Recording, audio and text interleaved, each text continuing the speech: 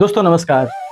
अहमदाबाद में यानी कि गुजरात में 12 जून 2025 यानी कि आज एयर इंडिया की फ्लाइट क्रैश कर गई। हम सबों के लिए यह दुखद घटना है। हम सब काफ़ी परेशान हैं, पूरे देश के लोग परेशान हैं, क्योंकि इस एयर इंडिया के फ्लाइट में लगभग 242 यात्री सवार थे, यानी कि लगभग 230 यात्री सवार थे और 12 इसमें क्रू मेंबर सवार थे, यानी कि 242 लोग इस फ्लाइट में सवार थे। और ये प्लेन सरदार वल्लभ भाई पटेल, जो एयरपोर्ट के नाम से जाना जाता है, सरदार वल्लभ भाई पटेल इंटरनेशनल एयरपोर्ट, वहां से लंदन के लिए उड़ान भरी थी। ये प्लेन ने जैसे ही सरदार वल्लभ भाई पटेल इंटरनेशनल एयरपोर्ट पर से उड़ान भरी, 3 मिनट भी नहीं हुआ, यानी कि 2 मिनट के अंदर अंदर ये प्लेन टेक ऑफ के दौरान क्रैश कर गई। और जो फोटो हमारे सामने आप देख रहे हैं, ये इतना भयावह मंजर है, ये इतना भयावह घटना था जिसको हम शब्दों में बयान नहीं कर सकते। कि गुजरात के पूर्व सीएम जो कि विजय रूपानी थे, उनकी भी मौत इसमें हो गई है। इस प्लेन में लगभग 169 लोग भारतीय सवार थे, बाकी कुछ लोग पुर्तगाल के थे, कुछ लोग इंग्लैंड से थे, यानी कि ब्रिटिश नागरिक थे, और एक कनाडा नागरिक भी इसमें बताया जा रहा है।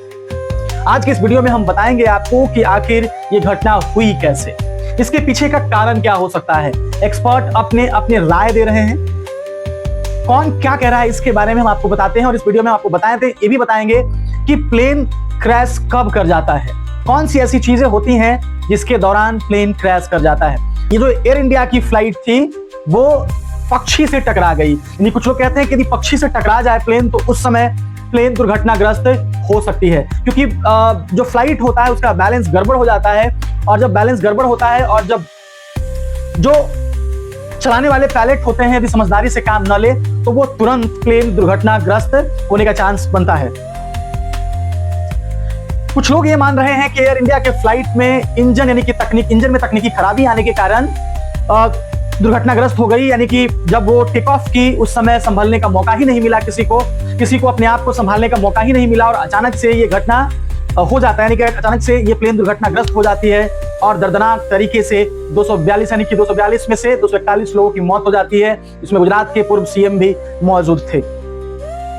कुछ लोग ये मान रहे हैं कि हो सकता है कि इस प्लेन में पायलट की गलती हो सकती है, क्योंकि जब प्लेन टेक ऑफ करता है तो पायलट को कुछ सडन डिसीजन लेने पड़ते हैं, यानी कि पायलट को कुछ तुरंत अपना समझदारी दिखाना पड़ता है और कुछ अचानक निर्णय लेने पड़ते हैं। शायद वो पायलट वो निर्णय नहीं ले पाया और उसकी गलती के कारण ये फ्लाइट जो है, ये प्लेन जो है क्रैश कर गई, जिसमें लगभग 241 लोगों की मौत हो गई।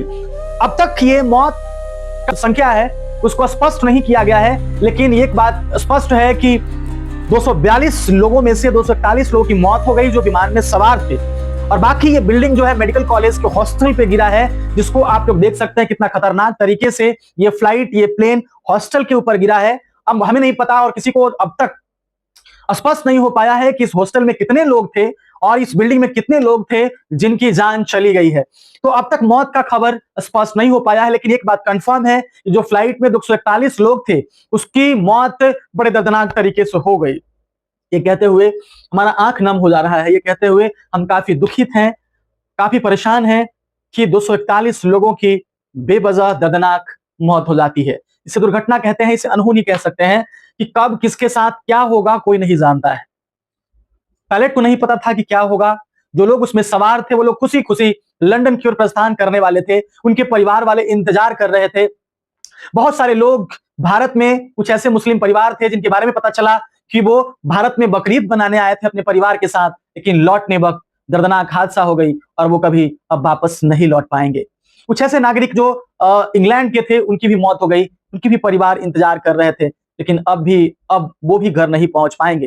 हालांकि वहां की सरकार, ब्रिटेन की सरकार ने दुख जताया है, पाकिस्तान के प्रधानमंत्री ने दुख जताया है, भारत के प्रधानमंत्री ने दुख जताया है और कहा है कि ये सहन से ज्यादा दर्दनाक घटना है। इसको सुनकर मैं स्तब्ध हूं। अमित शाह दौरे पे गए हैं, प्रधानमंत्री अहमदाबाद पहुंचे हैं, कई भारत के नेता अहमदाबाद पहुंचे हैं और उन परिवारों से मिल रहे हैं जिनके परिवार अब इस दुनिया में नहीं रहे। अब तक ये स्पष्ट नहीं हो पाया है कि कितने बच्चे उसमें सवार थे और कितने बड़े बुजुर्ग उसमें सवार थे। बाकी कल तक ये खबर स्पष्ट हो जाएगी कि कितने बच्चे उसमें सवार थे और कितने बड़े लोग सवार थे और कितने बुजुर्ग लोग सवार थे।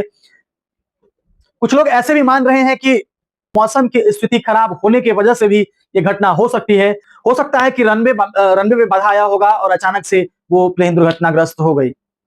मैं आपको बता दूं कि ये एयर इंडिया की फ्लाइट 1:38 में अपने जगह से उड़ान भरी थी और ठीक 1:40 के अंदर ही ये प्लेन दुर्घटनाग्रस्त हो गई। वो एयर इंडिया की फ्लाइट जिसका एक्सीडेंट हुआ वो लगभग 11 साल पुराना विमान बताया जा रहा है। बाकी इस वक्त जितने भी हमारे भारत के लोग हैं वो सब स्तब्ध हैं, परेशान हैं, नम है उनकी आंखें। जो भी इस वीडियो को देख रहे हैं, जो लोग भी इस फोटो को देख रहे हैं, जो लोग भी इस तस्वीर को देख रहे हैं, सबकी आंखें नम हो जा रही हैं, सब सोचने पर मजबूर हो जा रहे हैं। मैं आपको बताते चलूं कि जिस तरीके से ये दुखद घटना हुआ, हमारे रोंगटे खड़े हो जाते हैं जब हम देखते हैं कि जो लोग उसमें सवार थे, जैसे जलकर जैसे थे वैसे ही वहीं के वहीं खाक हो गए। कितनों का परिवार बर्बाद हुआ। शायद किसी बच्चे ने अपने माँ बाप को खोया होगा, किसी ने अपना बेटा खोया होगा, किसी ने अपना बहू खोया होगा, किसी ने अपनी बेटी को खोई होगी। कई सौ परिवार आज बर्बाद हो गए। अनहोनी घटना है, इसको टाला नहीं जा सकता है। कई बार ऐसी घटनाएं होती हैं। बाकी क्या ही कह सकते हैं आगे। जितने भी लोग इसमें मरे, उन सबों को मैं अपने तहे दिल से श्रद्धांजलि देना चाहता हूं। मैं श्रद्धांजलि अर्पित करना चाहता हूं और उन्हें याद करना चाहता हूं। और मैं चाहता हूं कि ईश्वर उनके परिवार को सांत्वना दे, ईश्वर उनके आत्मा को शांति प्रदान करे, उन परिवारों को कंफर्ट दे जो इस वक्त बेचैनी में है। ईश्वर उन लोगों के परिवारों को इस वक्त सांत्वना दे जिनके आंखों में आंसू है। ईश्वर उन परिवारों को साथ इस वक्त हो जिसके आंख से आंसू नहीं सूख पा रहे हैं, जो लोग अभी भी अपनों का इंतजार कर रहे हैं, जिन लोगों को अभी भी विश्वास नहीं हो पा रहा कि अब वो हमारे बीच इस दुनिया में नहीं रहे। अहमदाबाद का ये एयर इंडिया की फ्लाइट की घटना ने पूरे देश के लोगों को स्तब्ध कर दिया है, सबके आंखों में आंसू ला दिए हैं, सबको बड़ा परेशान कर दिया है। बाकी आप भी अपनी प्रतिक्रिया दे सकते हैं। आज के लिए इतना ही। जय हिंद, जय भारत।